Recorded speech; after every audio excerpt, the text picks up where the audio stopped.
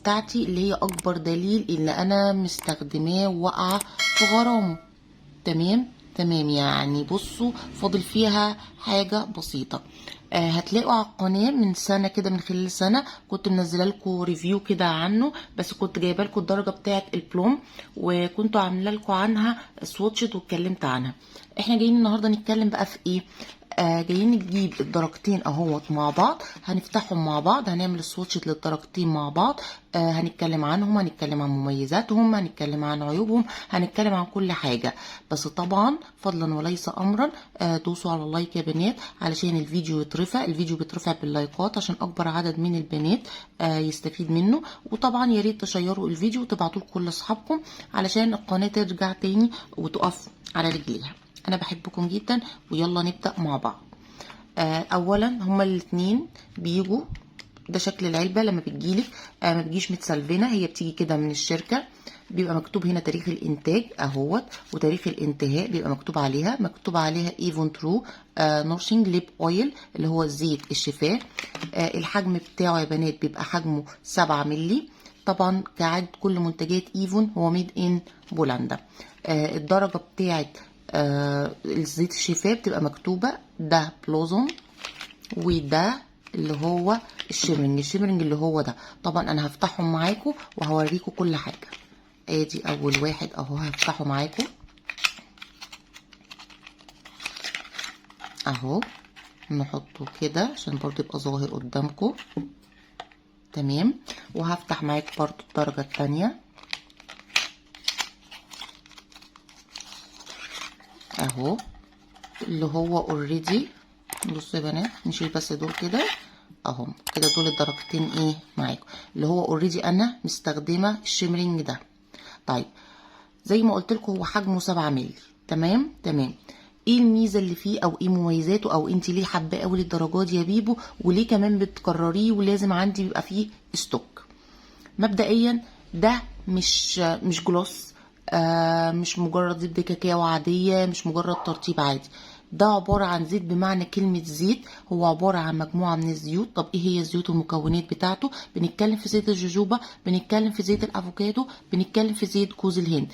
اقوى 3 زيوت للترطيب لك ان تتخيليهم مندمجين مع بعض وبيطلعوا لك المنتج القمر ده. طب تيجوا نعمل الاول سواتش للدرجات عشان نشوفها واحنا بنتكلم اهو. هوريكم بقى الدرجات لايف. تمام. ادي دي الدرجة اهي. طبعا كلكم اتصدمتوا صح؟ ليه؟ لان المفروض انت شايفة الدرجة دي تديكي، بصوا اعمل لكم كود تاني او نعيد عليها تاني اهي. هو ده الدرجة بتاعته، يبقى ده هو الكود ده. طب ناخد الدرجة الشمر اهي. يا رب يكون ظاهر لكم بس الدرجات في الكاميرا. وادي الدرجة الشمر اهي. طبعا انتوا ما انتوا شايفين اي فرق، هو حرفيا ما فيش اي فرق غير ان دي الشيمرنج فيها بس هو اللي باين. بتهيألي كده اوضح، يعني دي كانت درجة اوضح اهو. بصوا فيها شيمرنج، كل اللي ظاهر ان انت فيكي شيمرنج. دي الدرجة اللي هي دي. تمام تمام.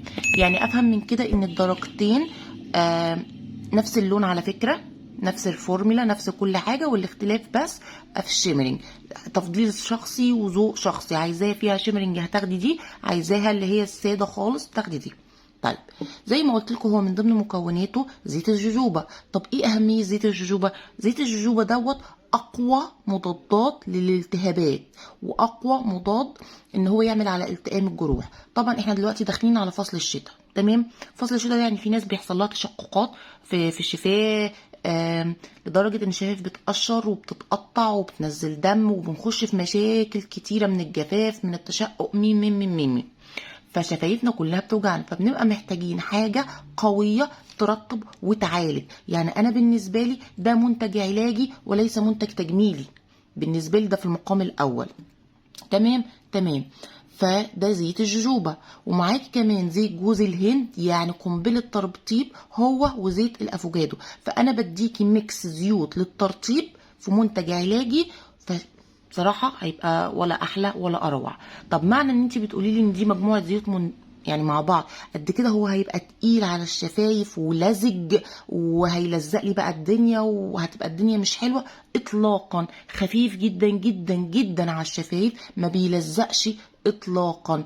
وبصراحه الفورمولا بتاعته تستاهل 10/10.